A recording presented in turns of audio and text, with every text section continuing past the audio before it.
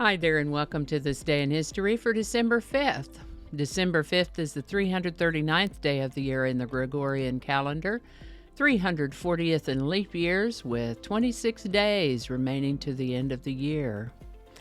Today's word is lip sync. Lip sync is a verb that means to pretend to sing or say precisely at the same time with a recorded sound. While lip syncing is a common practice in the entertainment industry, there have been artists who have been embarrassed or even scandalized for lip syncing, like Milli Vanilli in the 1980s. We talked about that before on this channel. That said, there is some great grassroots comedy out there in short form vertical format, like you might find on Instagram, TikTok, or various other hashtag shorts type content, where individuals lip sync to recorded media, whether it's an awkward conversation or a public speaker, to great comedic effect. Lip sync is a stitch up of the words lip and synchronize. First known use of the word lip sync is around 1961. Lip sync. Remember, if you have a word you'd like us to examine in the Word of the Day section, drop it in the comments and we'll take a look at it. And with that, the first of two pretty strong earthquakes took place over in Italy on December 5th in the year 1456. We're talking 7.1, 7.4 magnitude quake, which is pretty stout shake. The 1989 Loma Prieta quake, for example, was about 6.9 magnitude. Loma Prieta collapsed a portion of a double-decker highway. That one killed some 63 people and left somewhere between 3,000 and 12,000 people homeless in Northern California. In 2011, there was about a 9 to 9.1 quake on the sea floor, about 45 miles or 72 kilometers east of Japan. That one's known as the 2011 Tohoku earthquake and tsunami, and resulted in tens of thousands of deaths, injuries, and missing.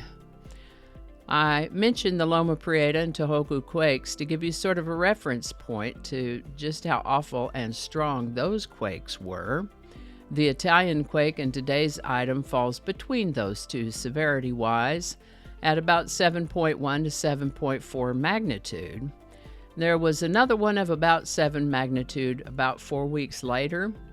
These strong quakes caused widespread destruction throughout central and southern Italy, and an estimated 30 to 70,000 dead. Scottish auctioneer James Christie, founder of Christie's Auction House, held his first sale in London on December 5th, 1777. My goodness, they've been selling for a good while now, haven't they? This is the birthday of the 8th President of the United States, Martin Van Buren, born December 5th, 1782. He served in several offices before becoming president, was president during a financial crisis that would come to be known as the Panic of 1837, followed by a 5-year depression.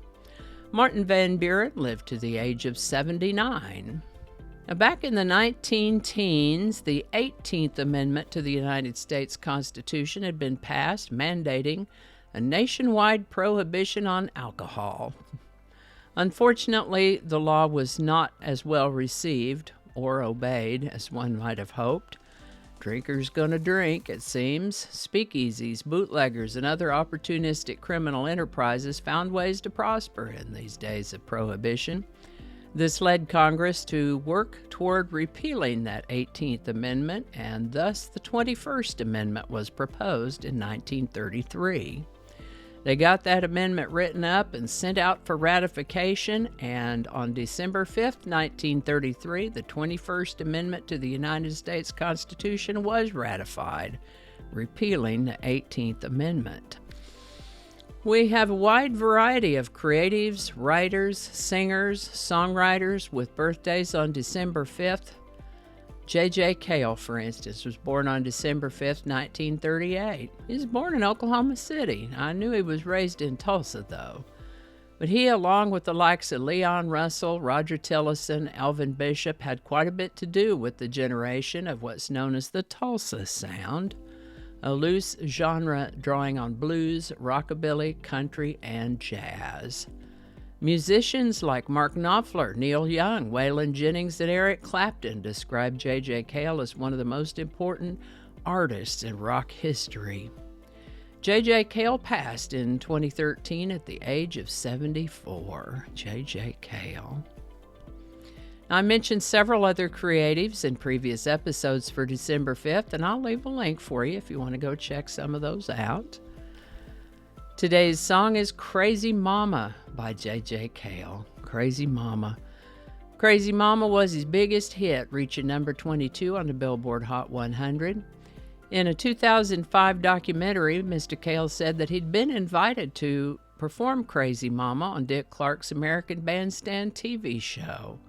This type of exposure would very likely have moved the song higher in the charts, but he was informed that he would not be able to bring his band, and he would have to lip sync the performance. He declined the offer.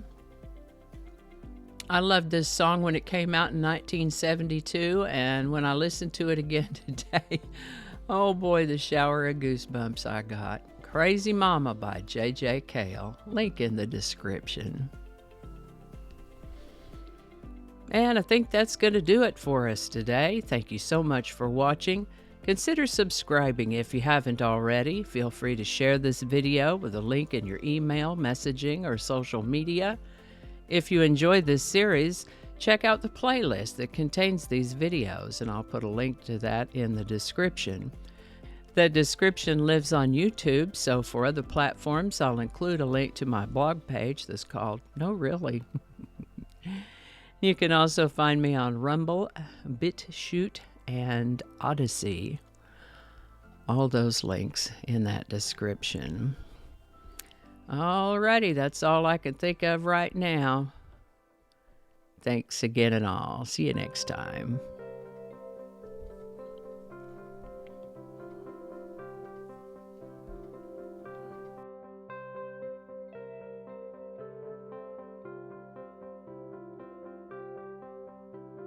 This is the birthday. I didn't get that. Could you try again? I wasn't talking to you. Hi there, and welcome to This Day in History for... Oh, where's your microphone? Okay. We don't want to say the same thing twice. Oh, get your microphone. What is it with you and this microphone? Okay, here we go. Okay, we are still recording. That's great. Okay. How about that? We'll have a lot to edit today. Cacophony is a sound. Cacophony is a noun that you got to read it the right way. Let's start over.